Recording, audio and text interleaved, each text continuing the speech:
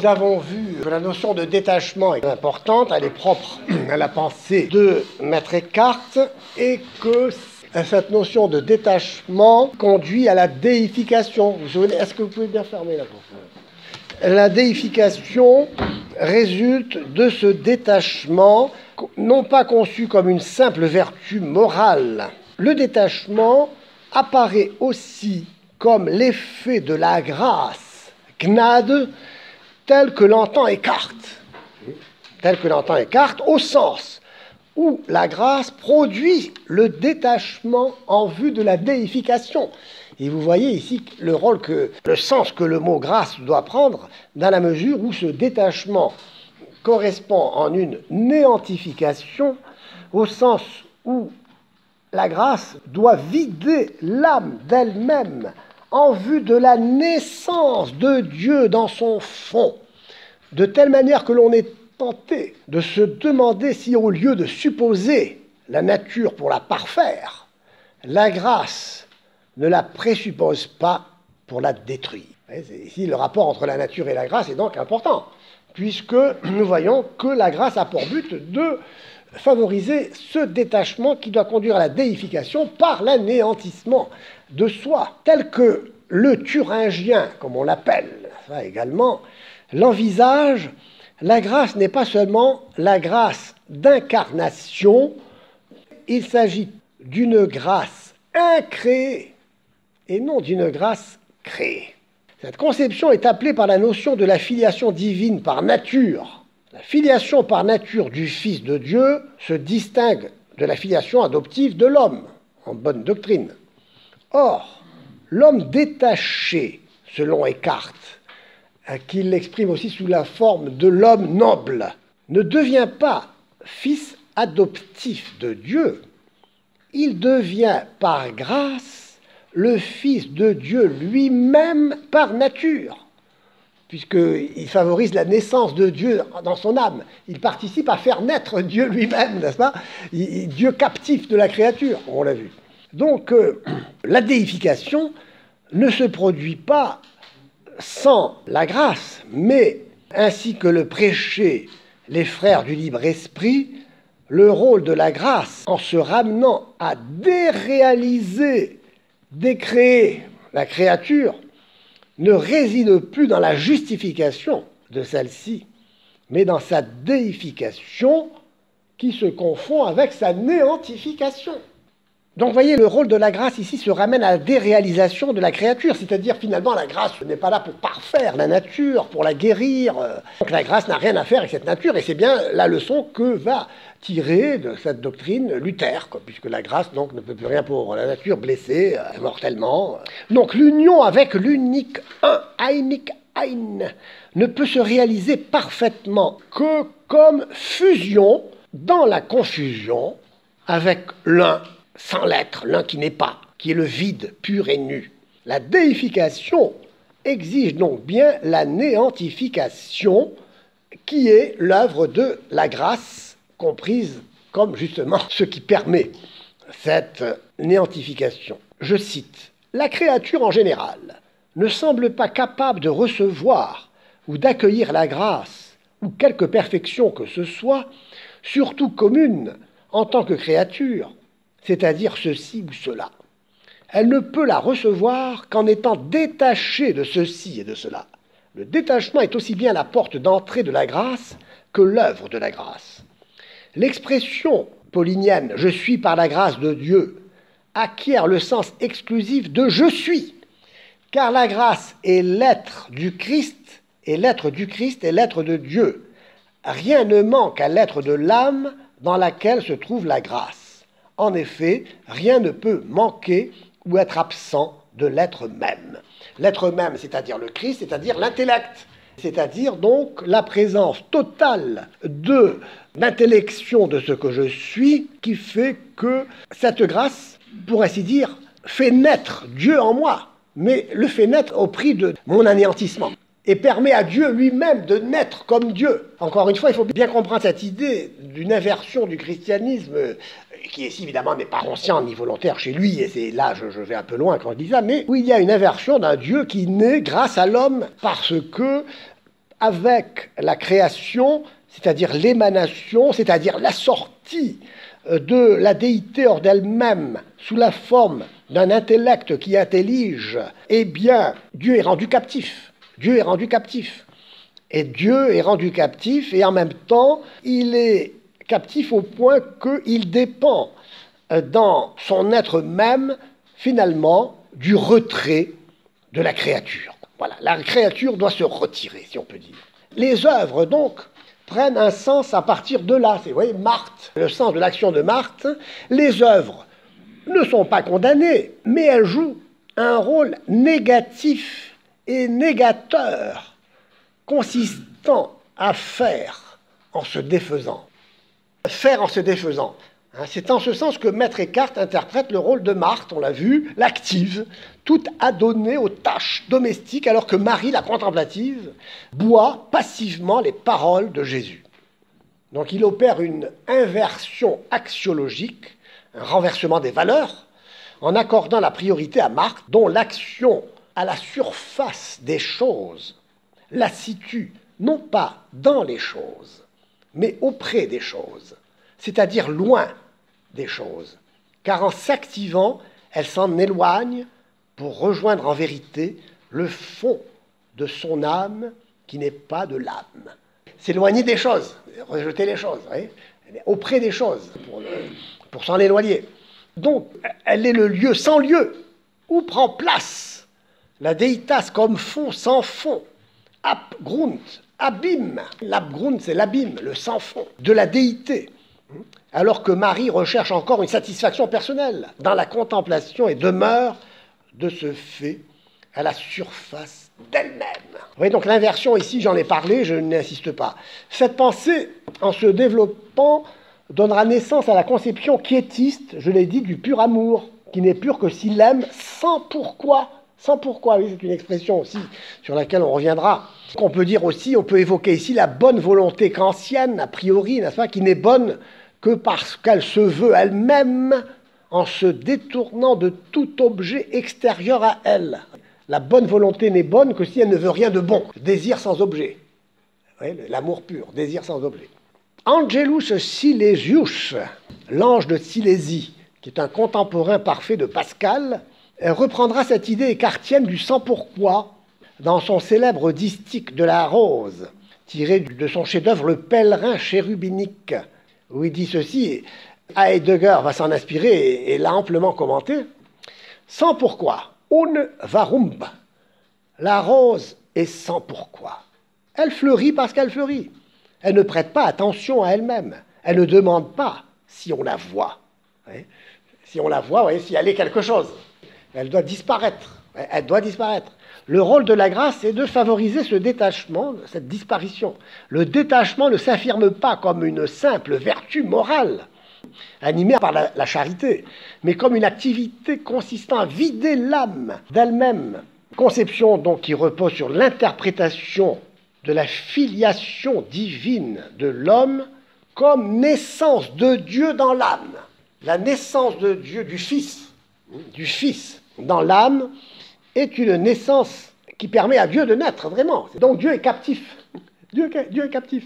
Dans le sermon von dem Edenmenschen, c'est-à-dire de l'homme noble, Eckhart traite de la noblesse et de l'humilité, de l'incarnation du Christ et de l'inhabitation du Verbe dans l'âme de l'homme déifié, dont l'être dans le Christ et par le Christ est l'être même du Christ. Je cite, « Il est devenu par grâce ce que le Fils est par nature », formule de Maxime le Confesseur, mais qu'il interprète à sa manière. Donc il est l'être même du Christ, c'est-à-dire il est l'intellect qui s'intellige. Je m'intellige moi-même, et en m'intelligeant moi-même, je force Dieu à s'intelliger, sortir de lui-même.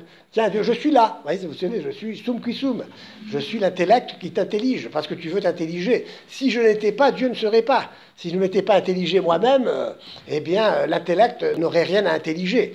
L'intellect dépend de ce qui est intelligé, l'être se réduit à ce qui est intelligé, être et intelligé, no ein et einai, c'est le même.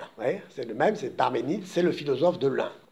L'homme détaché, donc, c'est-à-dire l'homme noble, ne devient pas seulement fils adoptif de Dieu, il devient le Fils de Dieu lui-même par nature. Et donc la filiation ici adoptive en prend un coup au profit d'une filiation par nature. La filiation divine naturelle, ce n'est que la filiation divine naturelle du Christ, du Verbe. Et les créatures, les hommes, sont fils de Dieu par adoption.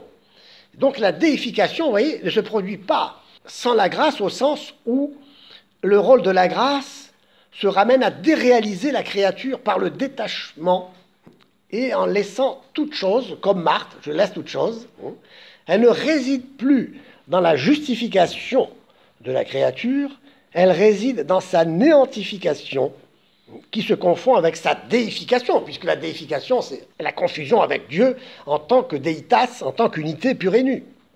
En d'autres termes, la grâce ne présuppose pas la nature, elle prend sa place. Nous sommes, dit Rudolf Otto, devant un pan-surnaturalisme. C'est qu'en effet, dans l'unité de la déité, que Dieu et la créature font un. Ils fusionnent dans le non-être de l'un, pur et nu. Ils se retrouvent en se perdant dans leur origine commune. Dieu et la créature, parce que Dieu lui-même revient dans la déitas. Vous avez vu que l'un est l'égalité, l'un égale l'un. La déitas sort dans le Deus en se retirant. Et donc la créature, en s'anéantissant en Dieu, permet à Dieu de s'anéantir lui-même dans la déitas. Enfin, de se retrouver, comme dans un télescope qui s'ouvre et qui se ferme. Donc c'est un retour sur soi par le dépassement de toute forme de relation hiérarchique créée, au sens où les êtres sont tous distincts. Il n'est pas question d'un face-à-face entre un Dieu créateur et une créature distincte de Dieu. Toute différence s'efface dans l'unité désertique de l'un. Il s'agit d'un effacement. La créature doit devenir un effacement donc de la différence qui s'effectue dans une fusion qui est confusion parce que le fond de Dieu et le fond de l'âme se rejoignent dans un même fond, à savoir le fond sans fond, l'abgrund, l'abîme de la déité. On pourra dire que l'âme a réalisé sa percée et rejoint son fond secret.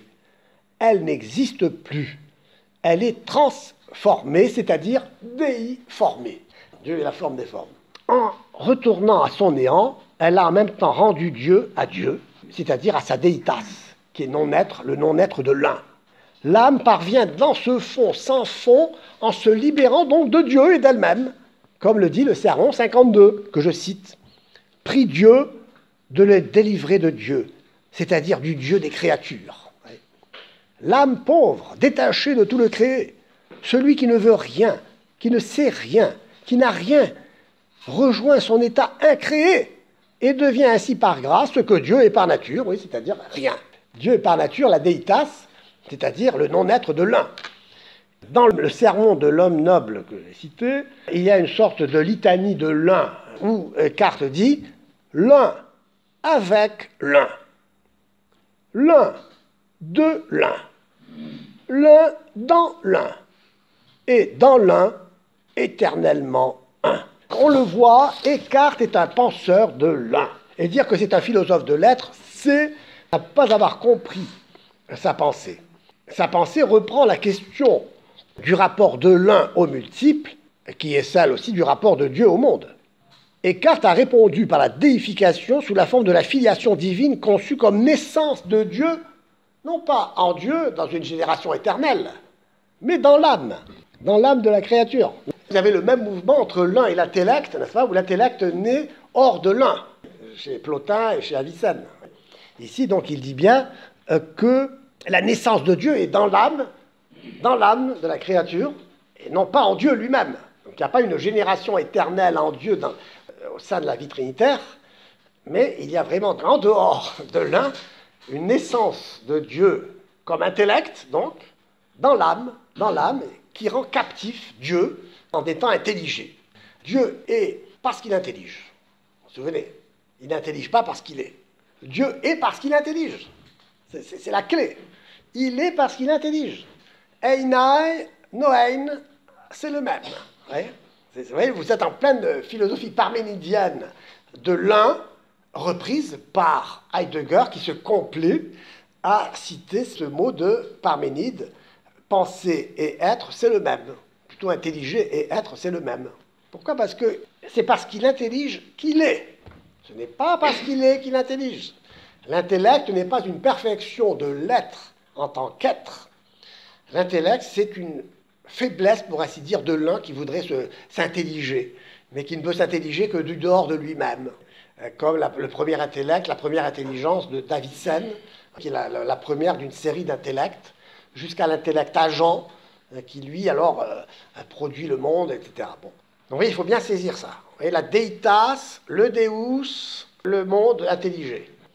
Donc, la deitas, l'indétermination pure et nue d'un acte vide de soi, impersonnel, et qui précède même la Trinité, comme on le verra. Comme on l'a vu, sous l'influence de la doctrine du libre esprit, Eckhart situe dans le fond de l'âme le lieu ou le fond sans fond de la déité, et il est à son tour conduit à relativiser le rôle des sacrements et des œuvres. Ça nous rappelle un peu Luther, ça, les œuvres. Luther était même tellement gêné par la lettre de Saint Jacques qu'elle n'est pas authentique. Parce que Saint Jacques, n'est-ce pas, dit que les œuvres sont importantes. Et c'est comme les spécialistes de Maître Eckhart qui disent que son sermon 2 est inauthentique parce qu'il est la somme de toutes les hérésies qu'il a pu dire. Oui, c'est facile. Seulement, il a bien dit.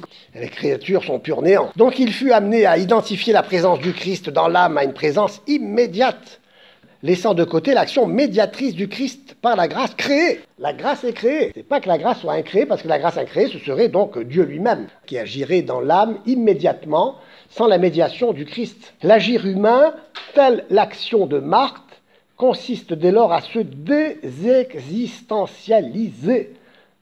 Au sens, vous voyez, de l'action de Marthe consiste à s'extérioriser. L'action consiste à sortir d'eux. Agir, c'est sortir d'eux, exister. Eh bien, non, il faut, en agissant, s'ouvrir à la pure présence de la déité qui réclame de faire au néant toute sa place. Donc, il faut cesser d'exister pour insister. Insister pour chercher au fond de l'âme, qui n'est pas de l'âme, la déitas, Dieu lui-même, qui va naître grâce à ce mouvement de désexistentialisation qui l'empêche d'être la déitas pure et nue. Et donc moi-même, je sauve Dieu de Dieu. Je demande à Dieu de me libérer de Dieu. C'est-à-dire que l'intellect étant ce qui intellige en dehors de l'un, et qui est de trop pour l'un, lui-même s'anéantisse dans la nuit de l'intelligence, dans la nuit de l'un, dans le désert de l'un, où tout s'anéantira et s'unira à ce néant. La multiplicité luxuriante du créé est de trop pour la pure unité de la déité. Ainsi, le détachement s'affirme comme la notion clé de sa pensée. Je vais terminer. L'initiateur donc de la mystique rhénane va capter de plus en plus l'attention. La philosophie allemande en sera profondément marquée. Franz von Baader, mort en 1841, fait découvrir Eckhart à Hegel, qui a dit « J'étais à Berlin très souvent en compagnie de Hegel. Un jour, en 1824, je lui lus des textes de Maître Eckhart dont il ne connaissait jusque-là que le nom. Il fut si enthousiasmé qu'il donna l'autre jour toute une conférence sur Maître Eckhart devant moi et qui finit par ces paroles « Voilà exactement ce que nous voulons ». L'idéalisme allemand, je vous l'ai dit, né de Maître Eckhart et de Nicolas de Cuse, on le verra. En 1845, Pfeiffer, que j'ai déjà cité, premier éditeur des écrits allemands de Maître Eckhart, écrit « Les mystiques allemands sont les patriarches de la spéculation allemande indépendante. » Dilthey insistera sur la continuité de la tradition qui réunit mystique et métaphysique, allant du Moyen-Âge à l'idéalisme allemand, de Maître Eckhart à Fichte, Schelling et Hegel. Benz, un autre spécialiste, de son côté a montré que cette remontée à la mystique médiévale ne répond pas seulement à la sentimentalité romantique qui l'a inspirée, elle nous met aussi en présence d'une inspiration romantique créatrice de la terminologie philosophique allemande. Et je vous ai dit que, par exemple, la lettre sur l'humanisme de Heidegger reprend exactement le style de Maître Eckhart. Et Heidegger lui-même a trouvé en Maître Eckhart un inspirateur. L'influence de la pensée eckartienne donc pèse énormément sur la philosophie contemporaine, marquée par le nihilisme et l'apophatisme. Peut-être qu'on ne peut rien dire, il ne faut pas dire rien. Comment parler de rien? Ne faut-il pas voir ici les effets collatéraux de cette énologie négative, où l'impur et nu attire tout à lui en se retirant dans son non-être? La notion de retrait, du retrait de Dieu. Dieu crée en se retirant. C'est une idée qui vient de Hölderlin. Pourquoi se retire-t-il? Parce qu'en créant, il serait comme captif de sa création s'il ne gardait pas un lien avec les créatures. Or, Dieu crée en gardant un lien avec les créatures, qui s'intéresse à ses créatures, comme un père à ses enfants. Tandis que là, dans cette perspective, ah non, Dieu ne s'intéresse pas du tout à ces créatures qui sont de trop pour lui, il faut vite s'en débarrasser. C'est le retrait. Là, Dieu se retire. Vous voyez, tout ça est très cohérent. Alors, tout ce qui existe, au sens de ek, sistéré, est de trop pour la pureté de son unité, et finit par céder au vertige de l'absolu abyssal, de l'abgrund, du fond sans fond, qu'est la déité. Parce que l'unité n'a pas de support. Le retrait de l'un vide le désir de tout contenu en le transformant en un amour quiétiste et nihiliste, en un désir sans objet. Je vais citer ici le Sermon 83, qui va dans ce sens. Tu dois aimer Dieu en tant qu'il est un non-Dieu, un non-intellect, une non-personne, une non-image. Plus encore, en tant qu'il est un pur, clair, limpide, séparé de toute dualité. Et dans cet un, nous devons éternellement nous abîmer, aller de quelque chose au néant. Alors, je crois qu'on ne peut pas plus clair. On ne peut pas plus clair. Tu dois aimer Dieu en tant qu'il est un non-Dieu, c'est-à-dire que tu dois libérer Dieu de Dieu. C'est-à-dire, un non-Dieu, c'est quoi? C'est un non-intellect, puisque Dieu est un intellect, on l'a vu. Et une non-personne, parce que Dieu, évidemment, n'est personne. Une non-image, parce que Dieu n'est pas une image. Et en tant qu'il est un pur un, c'est cette unité dans laquelle tout doit s'abîmer. Voilà. Et dans cet un, nous devons éternellement nous abîmer. On ne peut pas mieux exprimer le nihilisme. De quelque chose au néant. Sermon 83. Ancelet Eustache, page 154 au tome 3. Donc le détachement conduit à la déification qui est une néantification.